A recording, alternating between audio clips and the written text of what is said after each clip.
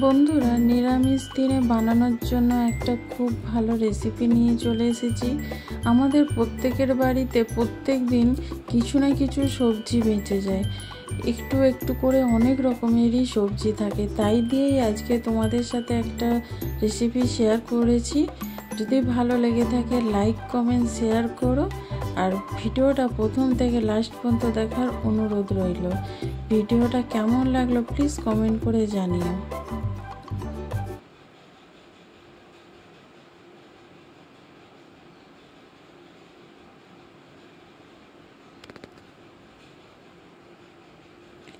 এখানে দেখো আমি কিছু সবজি কেটে নিয়েছি, আমার বাড়িতে যা ছিল তাই আমি নিয়েছি। এখানে নিয়েছি ফুলকপি, বাঁধাকপি, গাজর, বিনস, বেগুন আর আলু।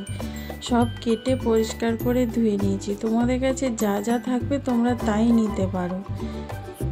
এবার আমি আগে থেকেই গ্যাসে তেল বসিয়ে দিয়েছিলাম।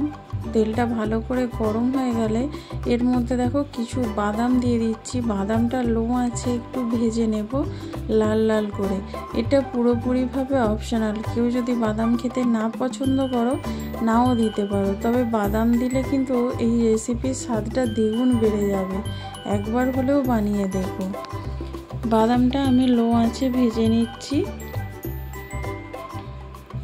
এটা একদম জোর আঁচ দেবে না, তাহলে পুড়ে যাবে আর খেতে ভালো লাগবে না।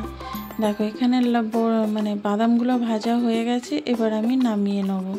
আমি তেলটা কিন্তু এখানে একবারে দিয়ে দিয়েছি, ভাবো না যে অনেক তেলে আমি রান্না করব। এই তেলটা একবারেই আমি দিয়ে দিয়েছি। এবার দিয়ে দিলাম 5 ফোড়ন। 5 ফোড়নের পরে এবার দিয়ে দিচ্ছি একটুখানি হিং।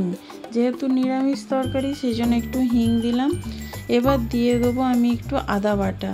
দেখো 1.5 চামচের মতন একটু আদা বাটা দিয়ে আমি ভালো করে এখানে ভেজে নিচ্ছি আদাটা ভেজে নেওয়ার পরে এখানে যে সবজিগুলো কেটে রেখেছিলাম সেইগুলো আমি এখানে দিয়ে দিচ্ছি। দেখো তোমাদের একটু স্পিড করে দেখাচ্ছি, নাহলে অনেক লম্বা ভিডিওটা হয়ে যাবে। এখানে আলু, গাজর এগুলো প্রথমে দিয়ে একটু ভালো করে নেড়ে নিচ্ছি। তারপরে কিন্তু বাকি সবজিগুলো আমি দিয়ে দেবো। এটা নামমাত্র মশলা দিয়ে, হেভি কোনো মশলা লাগবে না।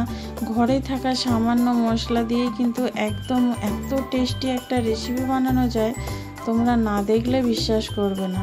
এবার বাঁধাকপি ছেড়ে যেসব বাকি সবজিগুলো ছিল সবই আমি দিয়ে দিলাম। দিয়ে এবার সময় ধরে সবজিটাকে একটু ভেজে নিতে হবে।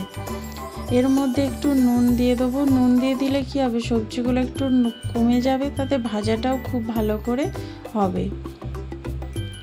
এখানে আমার যতটা সবজির জন্য নুনের দরকার আমি একবারেই দিয়ে দিচ্ছি। দেখো এখানে একবারে নুনটা আমি ব্যবহার করছি। দিয়ে এবার আমি ভালো করে একটু নেড়ে নেব। নুন দেওয়ার কারণে সবজি থেকে জল ছাড়বে, তাতেই কিন্তু সেদ্ধও হয়ে যাবে, ভাজাটাও খুব সুন্দর হবে। আর দেখতেই পাচ্ছ কত সুন্দর লাগছে নানা রকম সবজির কালার। এতে কিন্তু সবজির এই সুন্দর রঙটাও নষ্ট হবে না। দেখো তোমরা লাস্ট পর্যন্ত, যাকে দেবে তাদের দেখেই কিন্তু ইচ্ছে হবে খাওয়ার জন্য। এত সুন্দর লাগবে, দেখতেও লাগবে আর খেতেও লাগবে। দেখো এবার ভালো করে আমি নুনটার সাথে একটু মিশিয়ে নিলাম। মিশিয়ে 1 মিনিট আমি চাপা দিয়ে দেবো। 1 মিনিট পর তোমাদেরকে দেখাচ্ছি। দেখো কত সুন্দর ভাজা হয়েছে। হালকা করে আমি প্রথমে ভেজেছি, আর এ থেকে কতটা জল ছেড়েছে তোমরা বুঝতেই পারছো। তারপরে আমি একটু ভেজে নিচ্ছি সময় ধরে, যেহেতু জলটা আছে ওটা একটু শুকনো করে নেব। এবার এর মধ্যে দিয়ে দেবো আমি কেটে রাখা বাঁধাকপিটা আমি পরে দিচ্ছি, যেহেতু এটা বাঁধাকপিটা খুব নরম, সেই জন্য আগের সবজিগুলো ভালোভাবে ভাজা হয়ে যাবার পরে আমি এখানে বাঁধাকপিটা দিচ্ছি। বাঁধাকপিটা দিয়ে একটু মিশিয়ে নিতে হবে। আমি কিন্তু একবারে মশলা এখানে অ্যাড করে দেবো, খুব বেশি মেশানোর দরকার নেই, যেহেতু অনেকটা সবজি সেই জন্য অসুবিধা হচ্ছে। আমি এরকম হালকা মিশিয়ে একটু রেখে দিচ্ছি। এবার দিয়ে দিচ্ছি এর মধ্যে কিছু গুঁড়ো মশলা। এখানে 4টে কাঁচা লঙ্কা দিয়েছি ঝালের জন্য। আমি লঙ্কাটা কাটিনি, গোটাই রেখেছি। এবার দিয়ে দিলাম এখানে পরিমাণ মতো হলুদ গুঁড়ো। তারপরে দিচ্ছি কাশ্মীরি লঙ্কার গুঁড়ো। যেহেতু আমার ছোট ছেলে খাবে সেই জন্য আমি গুঁড়ো লঙ্কা, ঝাল লঙ্কা ব্যবহার করলাম না। এখানে 1 চামচ দিয়ে দিলাম জিরে গুঁড়ো। তারপরে দিয়ে দিচ্ছি 1 চামচ ধনে গুঁড়ো দিয়ে এবার ভালো করে মশলাটা একটু কষিয়ে নেব। এইটাই কিন্তু চাপা দিয়ে দিয়ে মশলাটা কষাতে হবে আর সবজিগুলো ভাজতে হবে।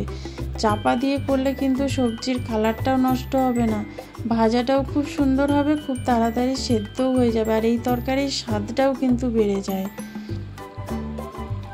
দেখো তোমরা দেখে বুঝতেই পারছো যে কিন্তু অনেকটা পরিমাণ যে তেল মানে দেখা যাচ্ছিলো, এতে কিন্তু অত তেল মনে হচ্ছে না, এতে কিন্তু অতটা তেল লাগবেই না, মানে একদম পরিমাণ মতনই আমি তেল দিয়েছি। দেখো এখানে কত সুন্দর ভাজা হয়ে গেছে সবজিটা, দেখতেই পাচ্ছ একদম মানে সবজিগুলো কমে গেছে, খুব সুন্দর ভাজা হয়ে গেছে। এখনই এত সুন্দর সবজির একটা গন্ধ বেরোচ্ছে, মানে তোমাদের কি বলবো। এই রকম সবজি দিয়ে না গরম ভাত, রুটি, পরোটা, এমনকি লুচিও পর্যন্ত তোমরা খেতে পারবে এই পাঁচমিশালি সবজিটা দিয়ে। দেখো সব কিছু কিন্তু সেদ্ধ হয়ে গেছে, দেখতে পাচ্ছ, বললাম না চাপা দিয়ে রান্না করবে, দেখবে সব সেদ্ধ হয়ে যায়। ফুলকপির ডাঁটাগুলো একটু বাকি আছে, সেই জন্য এখানে আমি অল্প করে একটু জল দেব, যাতে বাকি সবজিগুলো একটু ভালোভাবে সেদ্ধ হয়ে যায় আর একটু মাখো মাখো ভাব হয়ে যায়। সেই জন্য এখানে আমি একটু হাফ গ্লাসের মতন জল দিয়ে দিচ্ছি। দেখো হাফ গ্লাস এখানে জল দিয়ে দিলাম। জলটা ভালো করে সবজির সাথে একটু মিশিয়ে নেব। মিশিয়ে জল কিন্তু এতে বেশি খুব দেবে না, খুব লাগবেও না খুব একটা জল। তোমরা যদি মাখো মাখো এরকম না করতে যাও তাহলে কিন্তু আরও 2-3 মিনিট চাপা দিয়ে রান্না করলেই কিন্তু বাকি সবজিগুলোও সেদ্ধ হয়ে যাবে, কিন্তু আমি একটু মাখো মাখো করতে চাইছি, সেই জন্য এখানে জল দিলাম। এবার দিয়ে দিচ্ছি এখানে অল্প করে একটু চিনি, যেহেতু নিরামিষ তরকারি একটু চিনি মিষ্টি না হলে ভালো লাগবে না, সেই জন্য একটু চিনি দিলাম। তারপরে দিয়ে দিচ্ছি ভেজে রাখা বাদাম, চিনে বাদামটা যে ভেজে রেখেছিলাম সেটা দিয়ে দিলাম। এবার ভালো করে মিশিয়ে চাপা দিয়ে 5 মিনিট লো আঁচে আমি রান্নাটা করে নেব।